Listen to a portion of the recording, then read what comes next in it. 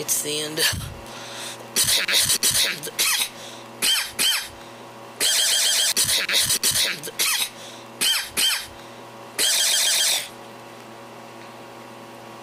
It's the end of day 16.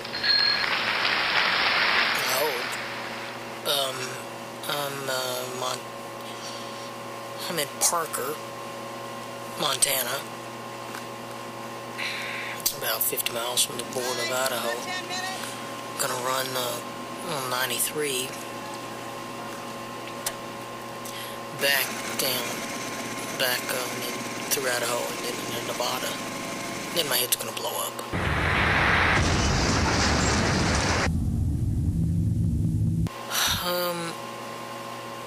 Ran on through Montana into Kalispell, down to Missoula today. Not particularly interesting riding. It was fairly cool in the morning up until the afternoon.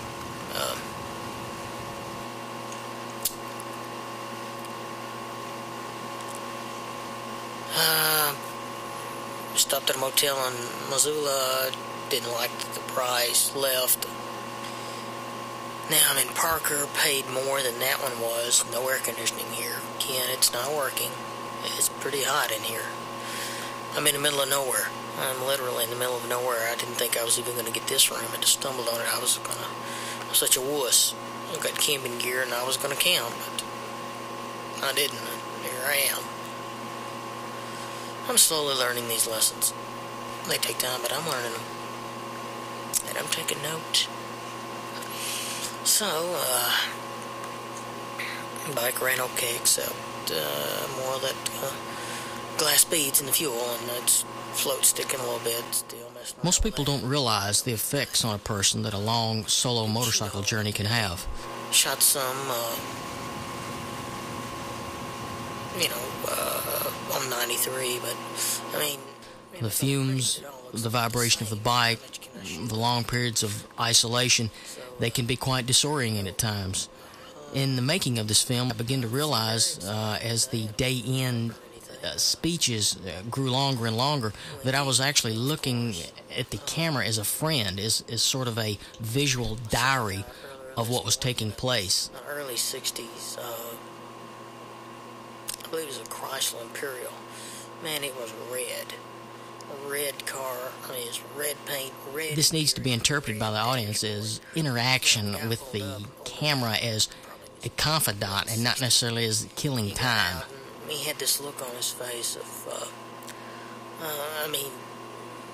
not stuck up, but this look of like, yeah, I know it's red, and I like it.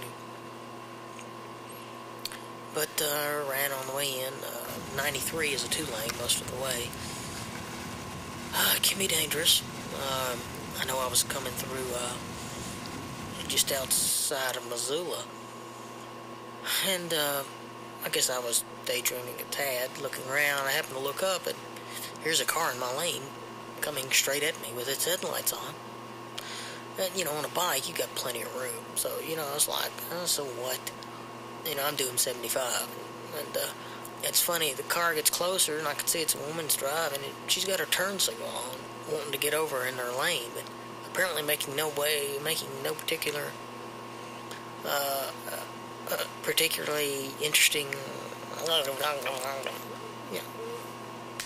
In other words, this looked like she was going along, oh, help, fix to kill me, a biker. And finally, the guy that was, she hadn't got past yet, he slammed on the brakes, and was off the side of the road so she could get over. But she still wasn't over. I just eased over to the side of the road a bit, and I whipped past her. If I'd been in a car, we'd have hit head on, or, if I hadn't got over, I'd be dead. I still don't understand me. And that's another thing about those two-lane roads. You get a little edgy putting along. We're in Montana. There's no speed limits. And people drive along at 55 miles an hour, and they'll have a line of cars behind them a half a mile long. And it gets to a certain point to where you can't pass them, because if you're too far back, if nobody ahead of you does anything, you're stuck. because you'll never get a space long enough to go around 5 or 6 cars. But see, on a bike, you can squirt in between these cars, and you can fit between the oncoming car if you don't get over soon enough, so it's no big deal. And I made several passes, and I wasn't over soon enough, but it didn't matter because I had enough room. But you know, some people may not think that's very safe or thing to do, but yeah, I'm gonna try not to do that tomorrow. But because you start out at the back of the pack, you know, and you lay on it, and by the time you get around the front car, you know, you're doing 90, 85, you know, and you just, I have to admit, it's kind of exhilarating in a way. Because, I mean, you know, you're floored, and you see the car coming, and you see your speedometer climbing, and, you know, are you going to get past the car? But anyway, hey, when you get that bored, that's what you start doing, so I need not to get bored, so I don't do that. So anyway, that's about the end of the day. Hotter than a sumbitch in here, whatever that is, that's what it is. So I'm going to try to get some sleep, get out early, and head into Nirvana tomorrow. Thank you, and good night. Yes, that's my nose. A very close-up version of it as I turn the camera off. Hope